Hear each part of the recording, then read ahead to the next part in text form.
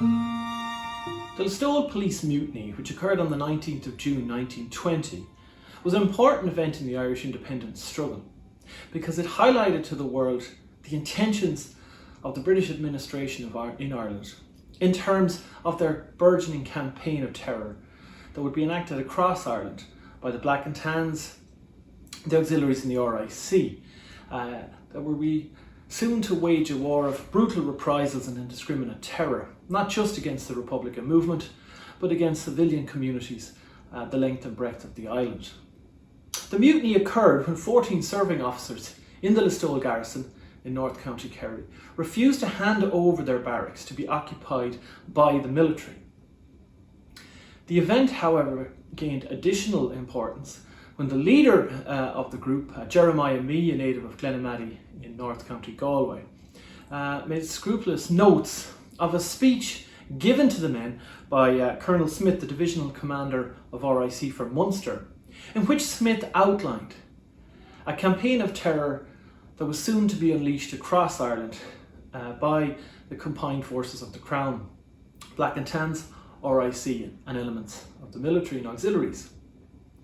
Colonel Smith's obvious relishment of the violence that was to come, his contempt for the Irish people, was to make world headlines, to prompt questions in the House of Commons, and ultimately lead to his own assassination a little later by the IRA. This talk then today will just be a brief overview of the contribution to the independence struggle of the leader of that police revolt, Jeremiah Mee, who was a young man, as I said, from Galway. He had served in Sligo and had found himself in the centre of this great human drama at a young age. So Jeremiah Mee had actually joined the RIC in 1910 at the age of 21, following a chance encounter in his local barracks in Williamstown in North Galway. And he'd spent 9 years serving in parts of Sligo before being stationed in Listowel, County Kerry in the autumn of 1919. Before the eruption of the War of Independence, it was a peaceful district with little active hostility. Mee later recalled, "We did the usual routine police work and carried arms only at night. There was no interference with the people who went about their business, and they did not show animosity towards us. There was no military in the town and no need for them." The emerging Republican campaign, however, was to rapidly change the nature of policing in Ireland, with the volunteers authorising attacks on police barracks in January 1920. As the British government insisted the IRA were not legitimate soldiers and that a state of war did not exist in Ireland, the police, supported by elements of the military, were to be held responsible for defeating what the British termed lawlessness, murder, crime and outrage in Ireland. From early 1920 until the truce with the Crown forces on the 11th of July 1921, almost 14,000 men were recruited from across Ireland and the UK to bolster the 10,000 strong Royal Irish Constabulary. While the majority of the recruits came from London, Glasgow and Liverpool, as many as 20% may have been Irish. The Black and Tans, so called due to their mixed khaki uniforms, were recruited in early 1920 and sworn in as police constables. The vast majority were veterans of World War I who were out of work and willing to join the new temporary militia due to unemployment. Recruits received cursory training at the police depot in the Phoenix Park, Dublin, before being dispatched around Ireland. The upsurge in the Republican campaign led to a second wave of police recruitment in July 1920 that saw the creation of an auxiliary division that operated independently of the police. While the auxiliaries were a distinct force and viewed themselves as superior to the Black and Tans, both groups gained a justified reputation for drunkenness, lawlessness, random violence and murder. The Listowel police mutiny occurred on the 19th of June 1920, when 14 serving police in the Listowel barracks, with Jeremiah Mee as their spokesperson, resigned from the RIC rather than hand over their barracks to be used by the military. The mutiny made international headlines when the RIC involved released details of an incendiary speech given to them by Colonel Smith, Divisional RIC Commander from Munster, in which he advocated the shooting of civilians. Smith's speech generated headlines around the world and caused outrage among supporters of Irish independence and prompted angry questions from Irish MPs in the House of Commons. The publication of the speech in the Freeman's Journal was significant because it exposed the methods the British administration was covering up at the highest levels and foretold of events that were to occur across Ireland. Jeremiah Mee recalled the shock and anger in his barracks when his garrison learned that they were to be transferred and replaced by the military on the 16th of June 1920. He said, "I pointed out that a war had been declared on the Irish people, and that, looking at the case from purely a selfish point of view, we had to consider from our own position. We were asked evidently to take part with the military in beating our own people. I might find myself shooting the mother of one of my comrades, while he would be shooting my mother in Galway. When we had defeated our own people, the British military would return to their own country and would remain with our own people. We would remain with our own people, whom we had, with the assistance of the British government, crushed and defeated. That would be the best side of our case. If we lost the war, the position would be still worse." Mee subsequently phoned the County Inspector of RIC for Kerry, Power O'Shea, to inform him of the decision of his garrison, but was given short shrift and ordered that all ranks were to parade the following day. Following a stern dressing down from the inspector, Mee stepped forward to address his commanding officer on behalf of the assembled men. He later wrote, "When I spoke up on behalf of the men, the county inspector cut me short by saying, 'Do you refuse to obey an order of the divisional commander? An order that applies to all Munster and bring discredit on the police force?' I replied that I refused. Then he said, 'You'd better resign.' I stepped forward and said, 'I accept my resignation now.' The county inspector, after some hesitation, said, 'Anyone else prepared to resign?' The 14 constables then stepped forward, each saying, 'I resign, until the whole 14 had tendered their resignations. The 14 police who resigned awaited their fate in their barracks and were informed that Colonel Smith, Divisional Commissioner from Munster, would be arriving to quell the revolt the following day. Mee recalled, "To say I myself was anxious would be to put it very mildly." Lieutenant Colonel Gerald Bryce Ferguson Smith was a pillar of the British establishment in Ireland and an exemplar of the English upper-class officer. He was awarded a DSO, a Distinguished Service Order, for his service in the French Expeditionary Force in World War I, and given command of his own battalion of King's Own Scottish Borderers in 1916. In May 1920, he came to Ireland when he was appointed RIC Divisional Commissioner from Munster, giving him control over the Crown forces in what was to be the most rebellious region of the country. Smith's speech to the garrison would be transcribed by Mee and his comrades and distributed to the national papers, causing a sensation when published in the Freeman's Journal the following day.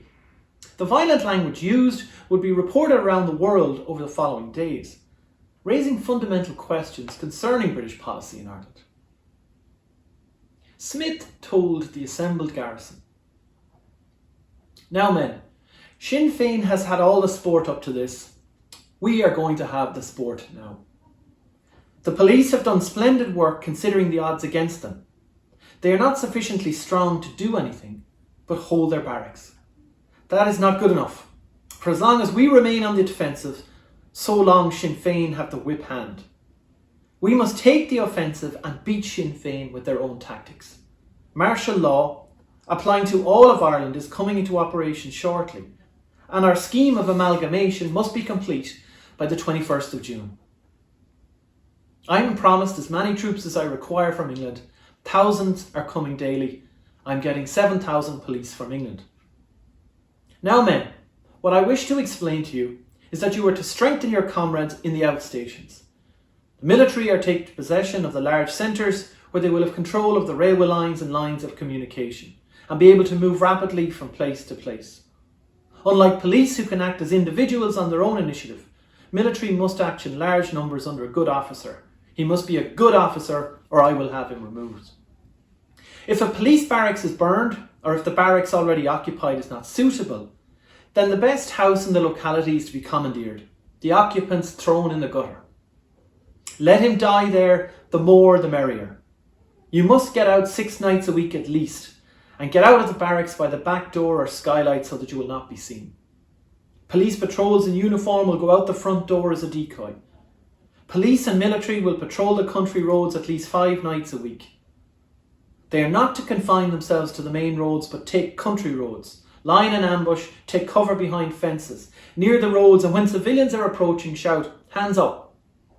Should the order be not immediately obeyed, shoot, and shoot with effect.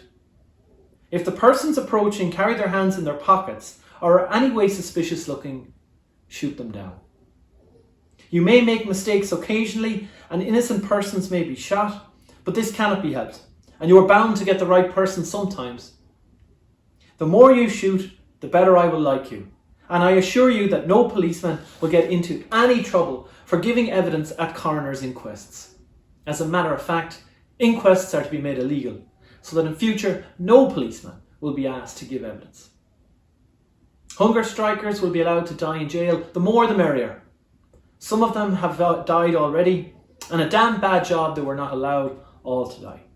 As a matter of fact, some of them have been dealt with in a manner that their friends will never hear about. A ship will be leaving Dublin port with lots of Sinn Féiners on board, I assure you men. It will never land. That now is nearly all I have to say to you. We want your assistance in carrying out this scheme and wiping out Sinn Féin.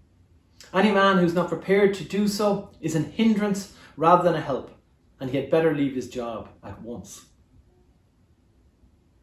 Mee's colleague, Constable Michael Kelly, described the scene immediately following Colonel Smith's tirade to his astonished comrades.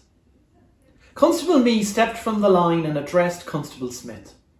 Colonel Smith: "Sir, by your accent I take it that you are an Englishman who in your ignorance forgets that you were addressing Irishmen."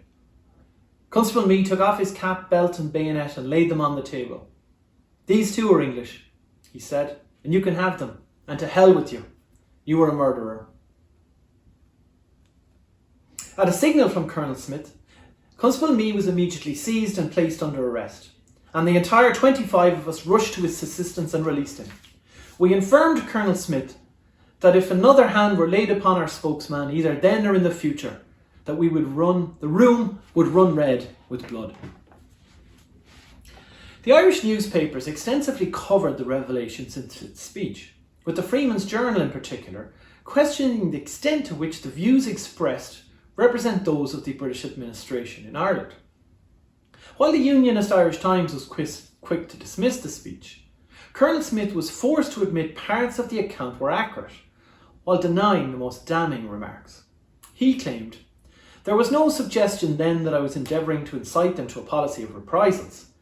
This has been invented since by disaffected men to cover their disobedience of orders and conduct, which they know will be condemned by the Royal Irish Constabulary generally."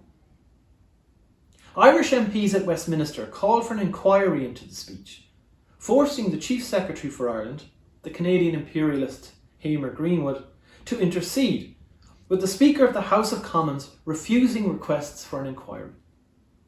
Greenwood told the House on the 14th of July, "I am satisfied that the newspaper report referred to gives a distorted and wholly misleading account of what took place."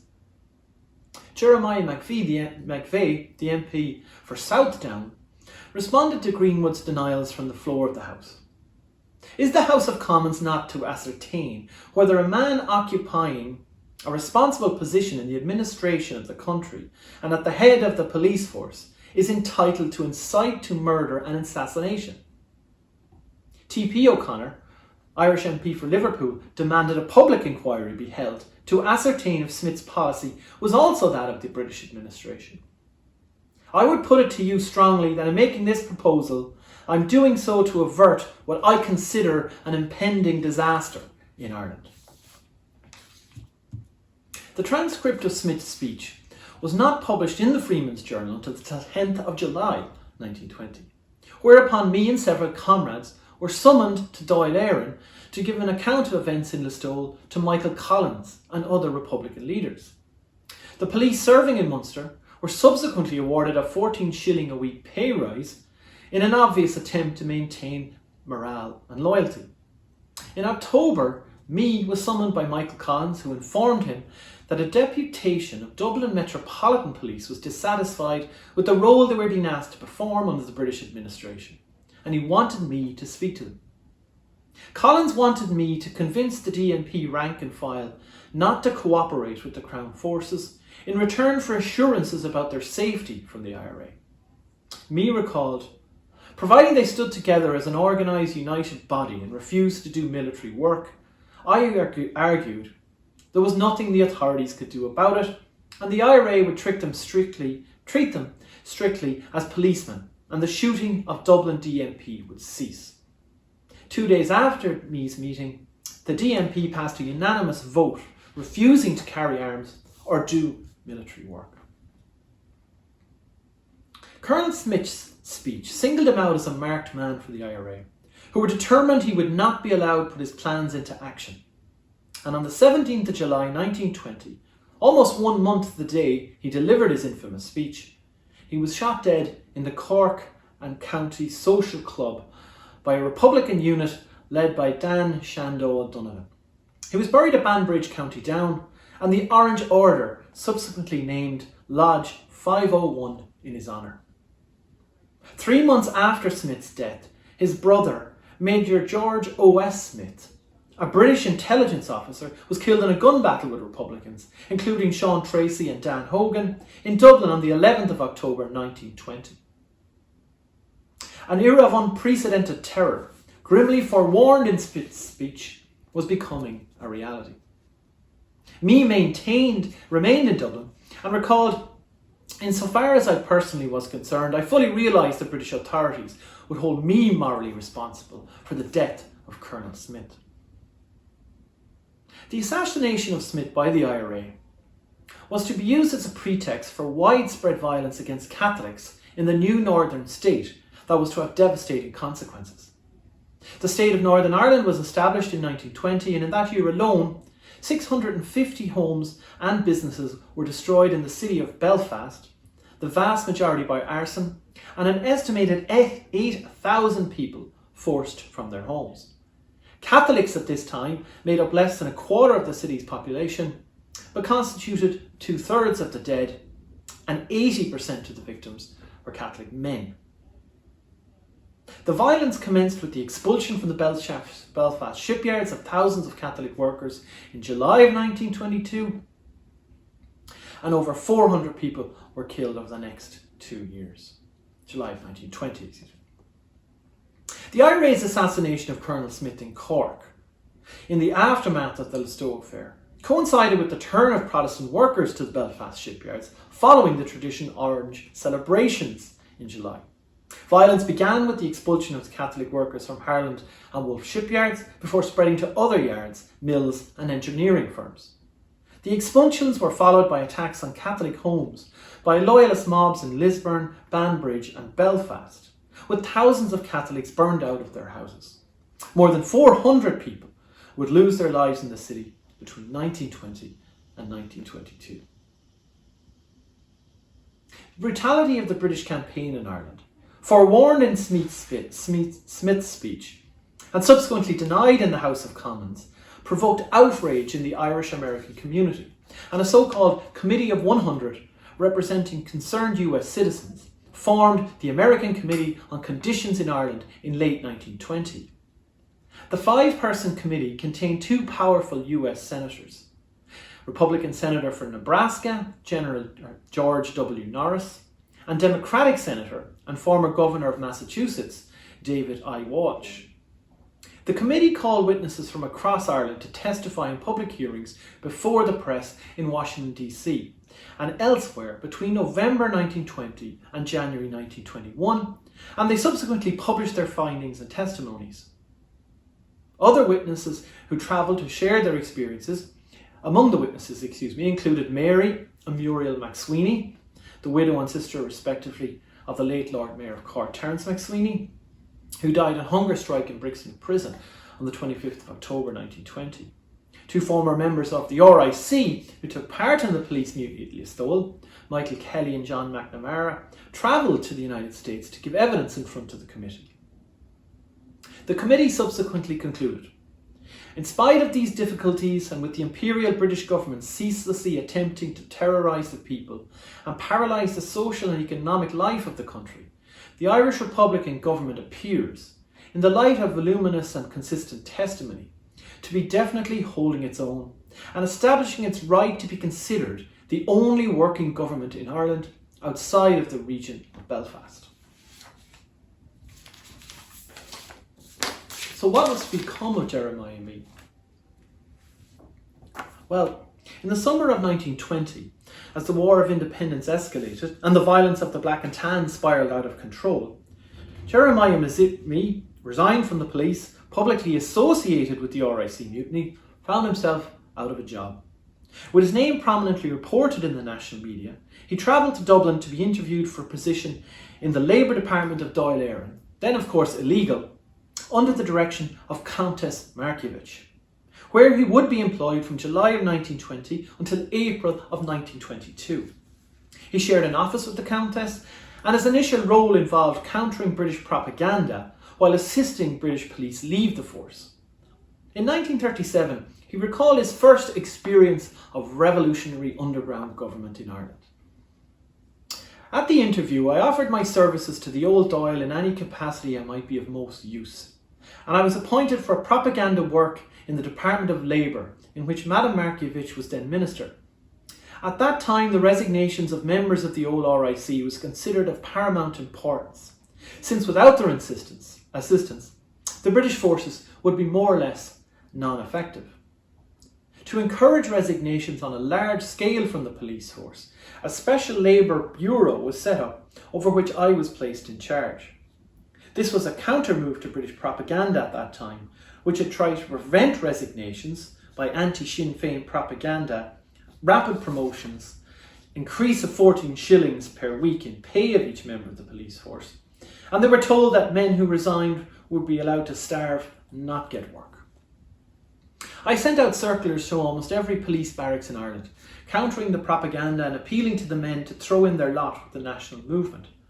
Our bureau was instrumental in finding work for a large number of resigned men, and the fact that in the face of all the British propaganda, with their increase in salary and offers of rapid promotions, over 1,200 left the force. This was in no small measure due to my activities while in charge of the department. Mee enjoyed a warmed relationship with the Countess. However, his relationship with Michael Collins was less close, as he later recalled. It was 3 years later at a meeting in Sligo that the Countess told me of how I came to be employed in her office. She said that after our first meeting at the Labour Party's office, Collins and herself had had an argument on the question as to whether I could be trusted. She said that Collins looked upon me as a dangerous man, while she held that I was all right and could be trusted. To prove her point, she decided to take me into her own office, and that, if I proved to be a wrong 'un, she herself would do the shooting. Mee's new role initially involved policing dissatisfied police in contact with IRA intelligence, so the volunteers could make the best use of RIC, who wanted to support the independence struggle. He explained the process in 1950. As soon as I had made suitable contacts with men from the country who were anticipating resigning, I would supply the names to Michael Collins. The next time the IRA officers from the man's district would call at Republican headquarters, Collins would introduce me to the IRA officer, to whom I would give a note of introduction to the RIC man concerned. In this way, direct contact was made between the local IRA and officer and the friendly RIC man, and dangerous correspondence was avoided. Despite Collins's initial doubts, he soon learned to trust me and dispatched him to London with instructions for his agents in the Irish community between November and December 1920. The first convention of the Irish Self-Determination League was to take place on the 23rd of November, and Collins had urgent instructions for Sean McGrath and other Republican organisers in England. In November, the first convention of the National Self-Determination League of Great Britain was held in Salford, Manchester. The League was founded by Irish immigrants in the United Kingdom in 1919 to generate support for the independence struggle, and was important in promoting Ireland's claim for independence internationally. Mee was dispatched to the conference to highlight the role of the RIC in the British government's campaign in Ireland and generate support for police willing to resign. Mee later wrote, "In the light of my experience as an Irish policeman, the whole thing seemed very unreal." The conference lasted 4 days and gave Mee the opportunity to put his case to British trade unionists, international sympathisers and British supporters of the Irish cause. Over the course of the next few weeks, he was dispatched to cities across Britain, including Liverpool, Cardiff, Middlesbrough, Leeds, Birmingham, Chester, Newcastle and Swansea, making contacts with the Irish community and sympathisers. A key aspect of his campaign involved seeking alternative positions for ex-policemen in the UK for those who were willing to resign. The League's founders, Sean McGrath and Art O'Brien, were subsequently imprisoned and the movement suppressed.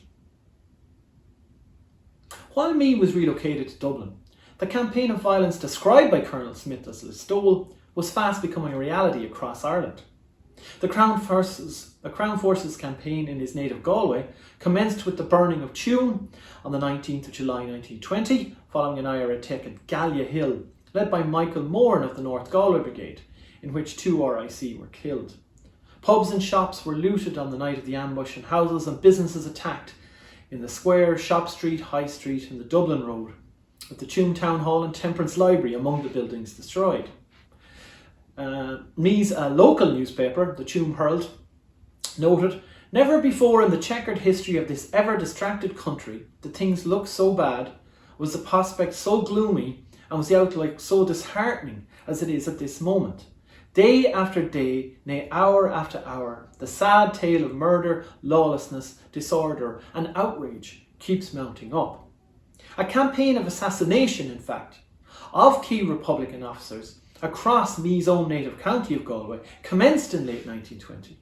In the north of the county, volunteer John O'Hanlon of Turlough was shot dead by Crown forces at his home on the 2nd of October. Michael Moran, Caramoni Tuam, was shot dead in police custody on Earl's Island in Galway, also by the auxiliaries, on the 24th of November. He had led the North Galway Volunteers since their inception and organised attacks on the RIC at Castle Hackett on the 10th of January, Castle Grove on the 26th of March and at Gallia Hill, fatally, on the 19th of July. The opening months of 1920 saw a series of shootings by the Black and Tans in North Galway and in Mee's native Glenamaddy district, with the victims killed for being simply in the wrong place at the wrong time. The year 1921 commenced with the death of Michael Mullins of Moylaw, while in the custody of the Crown Forces in the Town Hall in Galway on the New Year's Day. He played senior football for Galway and was picked up by the police on his family farm the previous month. The Black and Tans in fact regularly targeted the civilian population in the North Galway and Glenamaddy district in reprisals for ambush carried out by the volunteers and police. On the 19th of January 1921, the volunteers ambushed a convoy of auxiliaries at Kilroe, 4 miles from Headford, and over the following days, the Crown Forces killed 4 young men in the district. At Kilkeel, Headford, the Black and Tans shot dead Thomas Collins, aged 21. At Clyde, Headford, William Walsh, aged 30, was taken from his kitchen and shot dead. An hour later, Michael Hode, Carnaheeny, Headford, was taken from his house, beaten and shot. James Kerwin, Ballinasstack, was shot dead after Crown Forces chased him through his family's fields. The Archbishop of Tuam, Dr. Gilmartin, was highly critical, however, of both the volunteers and the Crown Forces, but made his opinion of the violence of Black and Tans clear in a New Year's homily. "I protest as Archbishop against the barbarous treatment of my people and pray that God may protect them from any recurrence of such an ordeal." While the campaign of the Crown Forces was intensifying in Mee's own native district, events in Belfast escalated drastically in the summer of 1920. The expulsion of Catholics from the Belfast shipyards that commenced in July was followed by the burning of Catholic districts in the city and the deaths of over 200 people, most of whom were Catholics, provoking outrage across Ireland. The collusion of the Ulster Special Constabulary, particularly the B Specials, in attacks on the Catholic community, contributed to calls for an economic boycott of the new northern state that was to become known as the Belfast Boycott. Jeremiah Mee was transferred to the Dáil Éireann department responsible for the Belfast Boycott, when involved in applying pressure, frequently intimidation and violence, on traders in order for them to persuade them not to handle produce from Belfast. Mee's work in this regard took him to counties across the Midwest, including Fermanagh, Meath, Tyrone, Derry, Donegal, Sligo and Leitrim, organising public meetings, distributing information and highlighting the violence being inflicted upon the Catholic community. He recalled Derry City during the July marching season. And sometimes with the wind blowing from the bogside towards the walls, clouds of smoke and soot darkened the heavens and made the city an inferno of roaring drums and choking smoke. As many retailers were unwilling to comply with the intervention, without the intervention of the local volunteer company, the IRA frequently seized goods from merchants and from trains, burning them in public view. Mee travelled throughout the northern state during this period of unprecedented upheaval, posing as a commercial traveller under the alias William Walsh. Along with organising the boycott, Mee provided intelligence for the volunteer GHQ, and in this respect, his contacts with the RIC were important in gaining information. In his Bureau of Military Witness statement, he recalled, "As I had already many contacts with RIC men in the country, I was now given an opportunity to continue this work. I found, however, that this was not nearly as easy as I had anticipated. In the first place, the police and people in the towns and country districts were not on friendly terms with each other, and as the RIC generally moved about in groups of 5 or 6, it was not an easy matter to contact a friendly individual."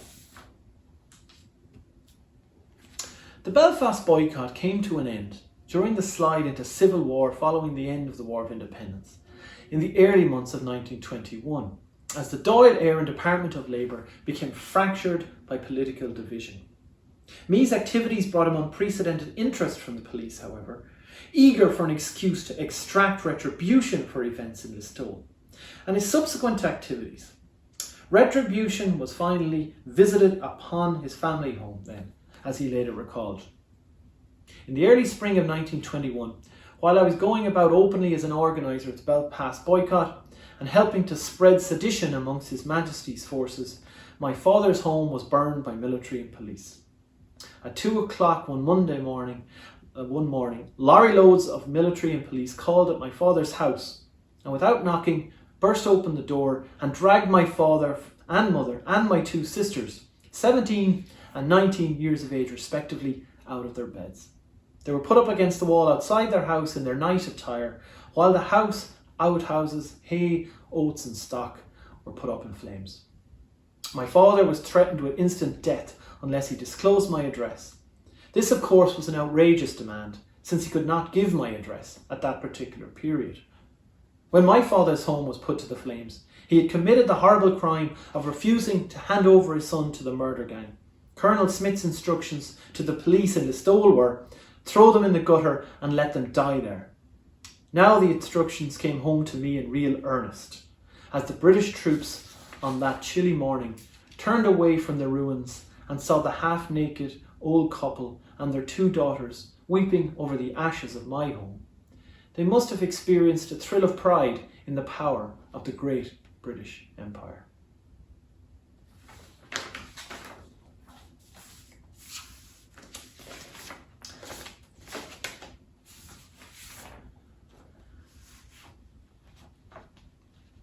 Jeremiah Mee and his police colleagues performed a singular act of personal courage and patriotism in June 1920 by refusing to serve alongside the military. By publicly exposing the violent intentions of the British administration in Ireland and distributing the notorious speech made by Colonel Smith, the contempt of the Crown forces for the aspirations of ordinary Irish people and the sanctioning of murder by the administration of Dublin Castle was exposed. The actions of Mee in the Listowel garrison showed that there were many ways to serve one's country, and the Crown forces lost significant intelligence and support. The violence inflicted across Galway by the Crown forces could not prevent a generation of young men and women from defying terror and serving their community in the most trying of circumstances. Such commitment to their neighbours and families exemplified the most positive aspects of a generation that endured an intense burden in defence of their country. Mee's obituary in May 1953 in the Irish press noted, "Mr. Mee was a man of many parts, played so equally well that one could not share half enough of his brilliant conversation, his sharp wit and his perpetual smile, which melted into rich laughter at the slightest provocation. As an author, he wrote much in a natural style of many's of exploits, serving with the RIC, particularly of his mutiny at Listowel, which helped, as he had wished, to educate the younger generation on many points of Irish history. Garmila Mágat.